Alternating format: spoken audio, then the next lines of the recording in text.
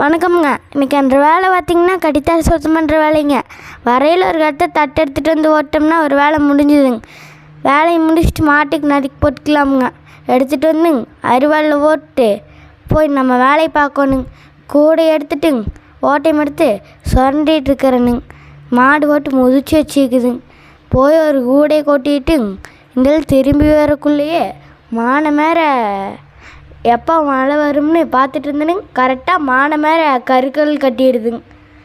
இதில் ஒரு கூடை கொண்டு போய் கொட்டிட்டு வரக்குள்ளே கூட்டி வச்சது பூரா இந்த கோழி வரைச்சிடுதுங்க. கோழி தான் பறிக்குதுன்னு பார்த்தா இங்கே ஒருத்த மனுஷனும் பறிச்சிட்டுக்கிறான் பாருங்க.